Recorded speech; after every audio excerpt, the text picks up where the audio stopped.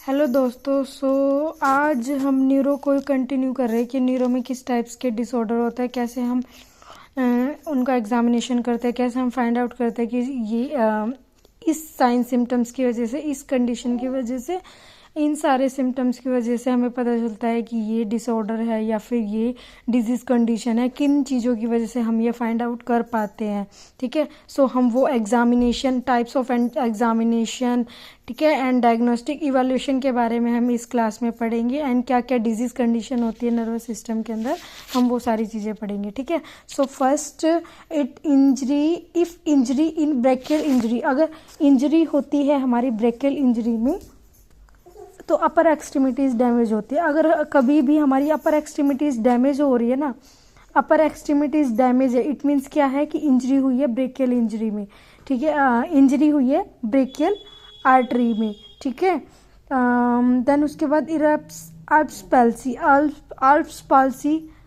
Alps palsy को हम policeman hand भी बोलते हैं या फिर वेटर टिप। ठीक है, इसमें C5 और C6 इंजरी होती है। C5 C6 इंजरी क्यों बोल रहे हैं?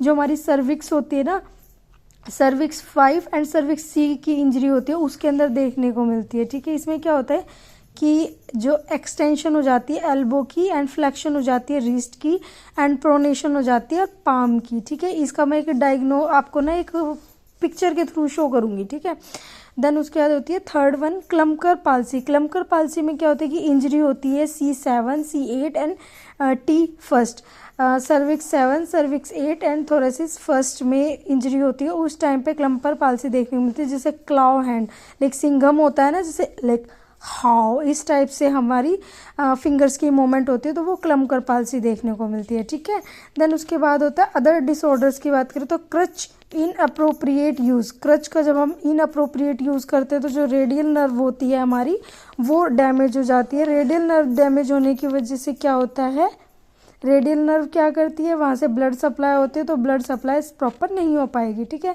फिर होता है हनीमून पाल्सी या फिर सैटरडे नाइट पाल्सी। इसमें क्या होता है कि जो रेडियल नर्व होती है वो डैमेज हो जाती है। इन अप्रोप्रिएट IM इंजेक्शंस में क्या होती है, जो डेल्टोइड मसल्स होती है वो डैमेज हो जाती है, जिसकी वजह से रिस्ट ड्रॉप हो जाएगी। ठीक है, देन होगा नेक्स्ट वन कंप्यूटर टाइपर। कंप्यूटर टाइपर में क्या होगा कि कंप्यूटर टाइपिंग होती है हमारी फिंगर से, तो क्या होगा इसमें कार्पल ट्यूनल, जो हमारी कार्पल बोन होती है, कार्पल ट्यूनल सिंड्रोम देखने को मिलता है। ठीक है, जिसमें मीडियल नर्व डैमेज हो जाती है। उसके बाद नेक्स्ट पढ़ते हैं लंबर प्लेक्सिस। लंबर प्लेक्सिस में क्या होता है कि जो फोर्थ नर्व्स फॉर्म होती है, फोर्थ नर्व्स होती है lumbar first to lumbar 4, it form at flank region. ये हमारी जो फ्लैंक रीजन होता है ना, वहाँ पे फॉर्म होता है। फर्स्ट नर्व ओरिजिनेट होती है, फीमोरल नर्व डैमेज हो जाती है, लेग्स में सप्लाई करती है फीमोरल नर्व। ठीक है, then sacral plexus. Sacral plexus 2 nerve से मिलकर बनती है, sciatic nerve and pudendal nerve. ठीक है, जब सैक्रल प्लेक्सिस में क्या होता है कि जो हमारी साइटिक नर्व है एंड प्यूडेंडल नर्व है, वो दोनों नर्व डैमेज हो जाती है। जो नंबर 5th से सैक्रम 3rd तक सभी नर्व्स डैमेज हो जाती है। ठीक है, लॉन्गेस्ट नर्व होती है बॉडी की, उस सैक्रल प्लेक्सिस में वो डैमेज होती है। लॉन्गेस्ट वेन फॉर्म होती है हमारी, लॉन्गेस्ट वेन क्या होती है, ग्रेट सेफेनिकस वेन जो होती है वो लॉन्गेस्ट वेन होती है। लॉन्गेस्ट वेन कहाँ से निकलती है, इन्फीरियर वेना केवा से। Then largest and longest artery है aorta. Longest nerves of body है साइटिक नर्व। ठीक है, अगर लॉन्गेस्ट नर्व की बात करें तो साइटिक नर्व है, लॉन्गेस्ट वेन की बात करें तो ग्रेट सेफेनिकस वेन है, and longest vein inferior vena cava, largest and longest artery aorta की बात करते हैं। ठीक है, देन उसके बाद कोक्सीजियल प्लेक्सिस। कोक्सीजियल प्लेक्सिस वही सैक्रम से लेकर हमारी सर्विक्स फर्स्ट तक हमारी डैमेज हो जाती है, कोकस तक डैमेज हो जाती है। At pelvic region no nerve originate, इसमें कोई नर्व ओरिजिनेट नहीं होती है। अल्नर नर्व पैरालाइज हो जाता है, क्लो फिंगर डिफॉर्मिटी देखने को मिलती है। Plexus that supply nerve supply, जो प्लेक्सिस होती है जिनमें ब्लड नर्व सप्लाई होती है, उसमें क्या होता है to skin and muscles. Brachial plexus, cubital fossa bounded by, cubital fossa किसके साथ बाउंडेड होता है, ब्रेकियोरेडियलिसिस के through. Then now we are talking about disorders. तो भी हम पढ़ने वाले हैं कुछ डिसऑर्डर्स के बारे में कि न्यूरो की नर्वस सिस्टम के अंदर किस टाइप्स के डिसऑर्डर हमें देखने को मिलते हैं। तो फर्स्टली हम पढ़ते हैं कि नर्वस सिस्टम में हमें जीसीएस के बारे में सबसे अच्छे से पता होना चाहिए, क्योंकि उसी से हम असेस करते हैं कि पेशेंट का अगर जीसीएस अच्छा है तो उसका नर्वस सिस्टम अच्छे से चल रहा है। अगर नहीं चल रहा है इट मीन्स क्या है, पेशेंट का जो नर्वस सिस्टम है वो प्रॉपर तरीके से मैसेज नहीं जा रहा है, प्रॉपर तरीके से वर्क नहीं कर रहा है, जो इम्पल्स है वो ट्रांसफर नहीं हो रही है। ठीक है, सो इसमें हमारा जो मैक्सिमम स्कोर होता है 15 होता है, मिनिमम स्कोर 3 होता है। ठीक है, इसमें हम स्कोरिंग करते हैं 3 पैरामीटर्स होते हैं, eye opening, verbal response and motor activity. Eye opening को हम 4 देते हैं, वर्बल रिस्पॉन्स के लिए 5 एंड मोटर एक्टिविटी के लिए 3 देते हैं, वो सॉरी 6 देते हैं। ठीक है, सो हमें हर पैरामीटर्स में हमें 4, 5, 6 करके क्वांटिटी डिवाइड करते हैं। ये इसके कुछ पैरामीटर्स के पॉइंट है। आई ओपनिंग के लिए अगर नो रिस्पॉन्स कर रहा है पर्सन 1 देंगे। 2 eye open to painful stimulus, अगर पेन देने पर आई ओपन कर रहा है 2 देंगे। अगर पेशेंट को वर्बल बोलने पर पेशेंट रिस्पॉन्स कर रहा है 3 देंगे। अगर पेशेंट बिना कुछ बोलने पर भी स्पॉन्टेनियस आई मूवमेंट कर रहा है तो 4 देंगे। वर्बल रिस्पॉन्स की बात करें, अगर patient no verbal response, incomprehensive sound means अजीब से साउंड निकाल रहा है। ठीक है, एंड 3 इनअप्रोप्रिएट वर्ड्स, अजीब से वर्ड्स निकाल रहा है, अजीब से वर्ड्स बोल रहा है। कन्वर्सेशन कंफ्यूज है पर्सन तो 4 कैटेगरी में रखेंगे। 5 में ओरिएंटेड है, अगर टाइम प्लेस पर्सन है तो 5 रखेंगे। ठीक है, देन मोटर की बात करें तो 6 में हम करेंगे पेशेंट ओबे कर रहा है कमांड को। 5 localise pen. 4th pen withdrawal, अगर हम उसको पेन कर रहे हैं और वो विड्रॉ कर रहा है पेन को। 3rd डिकोर्टिकेट पोस्चर, एबनॉर्मल फ्लेक्शन करेंगे। एंड 2 पे डिकॉर्पोरेट posture. First, no motor response, flaccid muscles. Then now we are talking about decorticate. Decorticate क्या करता है, abnormal medial flexion and extension of lower extremities. इसमें क्या होता है कि abnormal medial flexion होगा and extension होगा lower extremities का। Then now we are talking about another thing, दो अलग चीज़ थे। डिकोर्टिकेट में तो एबनॉर्मल मेडिकल फ्लेक्शन हैंड का कर रहा था and extension of lower extremities. And decerebrate में एबनॉर्मल एक्सटेंशन ऑफ रिस्ट का एबनॉर्मल एक्सटेंशन करेगा। ठीक है, दोनों अलग चीज़ें हैं। डेसीब्रेट में क्या है, मिड ब्रेन डैमेज होता है, बोथ एक्सट्रीमिटीज एक्सटेंड हो जाएगी। डिकोर्टिकेट में सेरिब्रल कोर्टेक्स डैमेज हो जाएगा, upper extremities flexion, extension lower extremities. ठीक है, उसके बाद हमने स्कोर किया इसमें फुल्ली कॉन्शियसनेस है तो 13 to 15, 9 to 12 सेमी कॉन्शियस, 8 और लेस देन 8 है अनकॉन्शियस, डीप एंड कोमा। ठीक है, ये सारी चीज़ें हमने इसमें पढ़ी। अब हम कुछ डिजीज कंडीशन के बारे में पढ़ेंगे, बाकी तो बहुत ज़्यादा डीप में जाके जैसे रोम्बक टेस्ट करते हैं। रोम्बक टेस्ट हम सेरिबेलम के एग्जामिनेशन के लिए करते हैं। ठीक है, एंड इसमें क्या करते हैं, if patient normally walk of line, अगर पेशेंट को हम सीधा चलवा के देखते हैं, अगर पेशेंट को ना एक लाइन बना देंगे, उस लाइन पे चलाने के लिए बोलेंगे, अगर पेशेंट बैलेंस रख पाता ना इट मीन्स नॉर्मल, अगर बैलेंस नहीं चल पाता ना तो इट मीन्स इस एबनॉर्मल टेस्ट है। ठीक है, फिर एक होता है हमारा टेंडम वॉक। टेंडम वॉक हम पेशेंट को आंख बंद करा के चलने के लिए बोलते हैं। अगर उसमें पेशेंट के अगर पेशेंट कंटिन्यूस चलता है, गिरता नहीं है, चक्कर नहीं आते तो इट मीन्स पेशेंट का टेस्ट नॉर्मल है। अगर पेशेंट गिर जाता है, कंफ्यूज हो जाता है या फिर चक्कर खा के गिर जाता है तो इट मीन्स उसका टेस्ट पॉजिटिव है। ठीक है, उसके बाद हील नी सिन टेस्ट, ये टीबिया के लिए करते हैं। इसमें भी सेरिबेलम की फंक्शनिंग को डिटेक्ट करते हैं। पेशेंट की जो हील होती है उसको 1 leg heel should be place on the knee, एक हील को पैर घुटने पर लाएंगे। If coordinate is lost during the movement it indicate dysfunctioning of cerebellum. ठीक है, if coordination present during movement not of dysfunctioning of cerebellum. Then calorie test होता है उसके बाद। ठीक है, यही सारी चीज़ें होती है हमारी। अभी हम कुछ डिसऑर्डर्स के बारे में पढ़ लेते हैं, जो मेन हमारे डिसऑर्डर्स होते हैं। जैसे मेनिंजाइटिस होता है। मेनिंजाइटिस में क्या होता है कि जो हमारी ब्रेन होती है ना, जो ब्रेन एंड स्पाइनल कॉर्ड की जो कवरिंग लेयर होती है उसमें इन्फ्लामेशन हो जाता है। ठीक है, सो उसे हम मेनिंजाइटिस कहते हैं। इसमें पैची मेनिंजाइटिस होता है और लेप्टोमेनिंजाइटिस होता है। पैची में डूरामीटर के अंदर इन्फ्लामेशन होती है, लेप्टोमेनिंजाइटिस के अंदर अर्कनोइड एंड पायोमीटर के अंदर इन्फ्लामेशन होती है। Spines code inflammation myelin.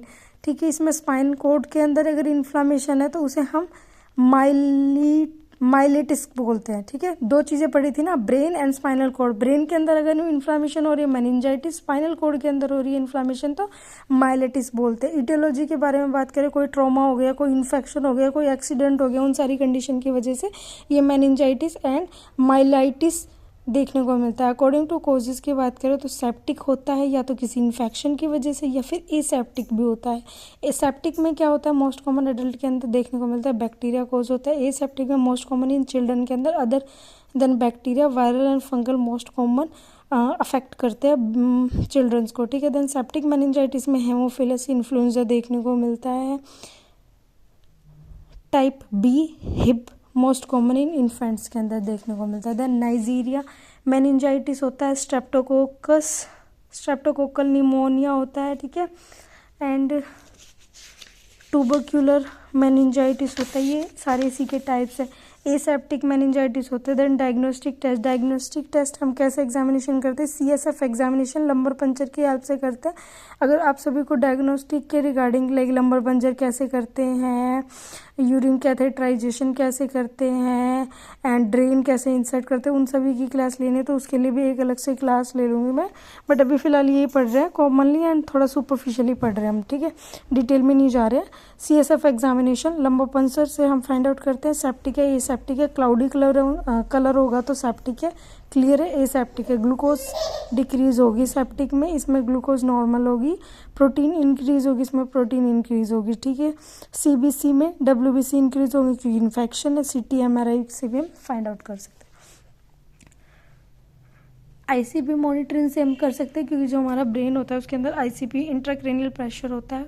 अगर बढ़ा हुआ है इट मीन्स वहाँ पे फ्लूइड ज़्यादा है, इसी वजह से वो प्रेशर बढ़ा हुआ है, ठीक है, उससे फाइंड आउट कर सकते हैं। देन कुछ फिजिकल एग्जामिनेशन करके जैसे हम कंफ्यूज डायग्नोस लंबर पंचर करके हम फाइंड आउट कर सकते हैं अपीयरेंस क्या होती है, असेसमेंट क्या क्या होती है, headache, fever, increase intracranial pressure, muscles and joint pain, rashes, red colour, seizure, photophobia, इस टाइप से, ठीक है। देन आता है बेबिन्स्की रिफ्लेक्स प्रेजेंट होता है, मोस्ट कॉमन जो बेबिन्स्की रिफ्लेक्स करना साइन प्रेजेंट होता है। Babinski up to 2 year normal blunt object move sole little finger toy, patient response flexion of toe and hyper extension of finger, present Babinski sign, Carnine sign, knee spine position, both leg flexion on abdomen during extension, difficulty, pain, cuff cell, hamstring muscles pain, posterior thigh side of, ठीक है। ब्रुज की sign में क्या होता है, ब्रुज की sign में क्या होगा कि जो ब्रेन होगा ना वो हेड मूवमेंट करता है, ब्रेन है ना वो हेड मूवमेंट करता है, इंस्ट्रक्शन करेगा, procedure, supine position, neck head flexion on chest and hip, knee leg automatically flexion होगा। देन सिम्टोमेटिक मैनेजमेंट करेंगे, pain, analgesic, fever, PCM, seizure, anti epileptic and anorexia, nausea, antiemetics, increase intracranial pressure, mannitol. जब increase होता है ना intracranial pressure increase होता है तो mannitol 20% देते हैं। इन्फ्लामेशन के लिए स्टीरॉयड देंगे, स्पेशल मैनेजमेंट के लिए बैक्टीरिया के लिए ड्रग ऑफ चॉइस देंगे जैसे पेनिसिलिन G देंगे। एंड डिस्क्यूरे अलेक्जेंडर फ्लेमिंग्स, डिस्कवरी किसने करी थी पेनिसिलिन की, सो अलेक्जेंडर फ्लेमिंग ने 1928 में डिस्कवरी की थी, ठीक है।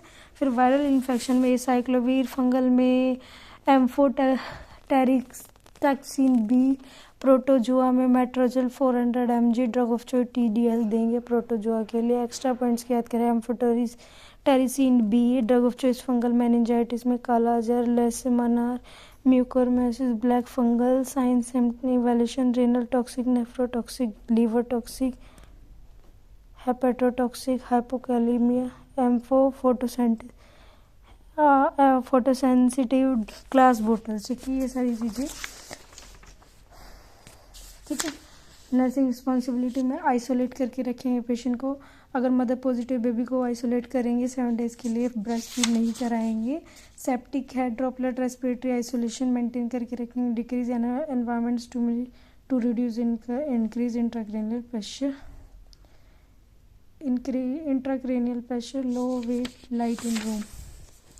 Then एंसेफेलाइटिस में क्या होता है, इन्फ्लामेशन होती है ब्रेन टिश्यू एंड पेनिनचाइमा के अंदर, मोस्टली सेरिब्रम के अंदर इन्फ्लामेशन हो जाती है, ठीक है, ब्रेन सिस्टम के अंदर लाइक पोन्स मेडुला ऑब्लोंगेटा इन सब के अंदर, ठीक है। अभी और सारी चीज़ बाद में पढ़ेंगे, बस डेफिनेशन देखते हैं। हेड इंजरी की बात करें तो हेड इंजरी मोस्ट कॉमनली हमारी 30 to 40% अल्कोहलिक पेशेंट की वजह से ड्रिंक एंड ड्राइव सुना है ना, रोड एक्सीडेंट वगैरह की वजह से ज़्यादा देखने को मिलता है। Open head injury, close head injury, haematoma, haemorrhage, ये सारी चीज़ें, ठीक है। देन उसके बाद ये हेड इंजरी की टाइप है कि लैक्रेशंस होता है, लीनियर होता है, कॉम्पैक्ट होता है, डिप्रेस होता है, कम्युनिकेटेड होता है, ठीक है, इस टाइप से। क्लॉज होता है, कंट्यूजन, हेमाटोमा, एपिडूरल, सबडूरल, सबअर्कनोइड हेमाटोमा, इस टाइप से, ठीक है। इंट्राक्रेनियल हेमाटोमा भी होता है। उसके बाद पुपिल्स चेंज, पोन्स डैमेज हो जाते हैं, यूनिलेटरल, बायलेटरल, रियोरिया, ओटोरिया। रियोरिया क्या होता है कि CSF लीक होता है फ्रॉम नोज से, रियोरिया, ठीक है, रिनोरिया, ठीक है। ओटोरिया CSF लीक होता है ईयर से, ओटोरिया, रिनोरिया नोज से CSF लीक होता है, पीपल्स चेंज होते हैं, पोन्स डैमेज हो जाता है, ठीक है। रकून आइज में क्या होता है कि पेंडा जैसी आइज हो जाती है, पेरिफेरल इक्मोसिस, ब्लैक कलर का हो जाती है आंखों के नीचे ब्लैक कलर का हो जाता है, क्योंकि क्या होता है कि हेमाटोमा फॉर्म हो जाता है, ऑर्बिट कैविटी में ब्लड कलेक्शन हो जाती है, ठीक है। Battle sign ecchymosis over the mastoid process, जो मेस्टोइड प्रोसेस होता है ना, वहाँ पे इक्मोसिस हो जाती है, behind the ear blood collection हो जाती है बिहाइंड द ईयर, ठीक है। इक्मोसिस, सबक्यूटनस bleeding more.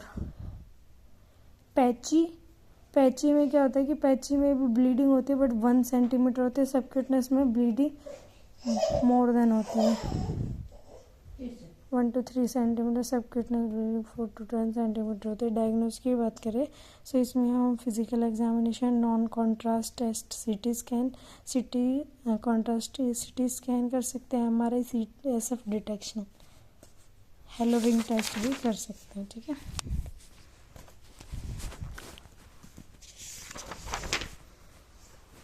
Then increase intracranial pressure 5 to 15 mmHg होता है, अगर वो 15 to 10 सेंटीमीटर H2O होता है, ठीक है। मोर देन 15 हो जाता है तो हम उसे इंक्रीज इंट्राक्रेनियल प्रेशर बोलते हैं।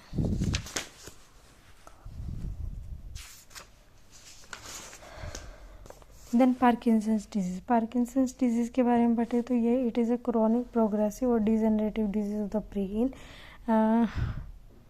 Doctor seen in old age, जो डॉक्टर होते हैं वो देखते हैं ओल्ड एज स्टेन में। सेकेंड मोस्ट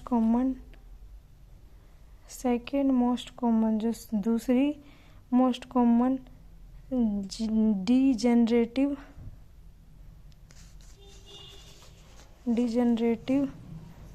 ब्रेन डिजीज होती है। Second most common degenerative brain disease है, जिसमें क्या होता है कि जो अल्जाइमर डिजीज़ होती है एज के साथ होती है। Level of dopamine neurotransmitter become decrease in the brain के अंदर जो डोपामाइन न्यूरोट्रांसमीटर उनका जो लेवल होता है वो डिक्रीज हो जाता है। ACHS जो हमारे एडिनोकोलिन हार्मोन होता है वो लेवल डिक्रीज हो जाता है। Blood myasthenia gravis, not dopamine increase, schizophrenia, substantia nigra not function, dopamine decrease, Parkinson's कॉन dopamine decrease, ACH increase, cause old age more than 50 year, excessive antipsychotic drugs, trauma and tumor. Thank you.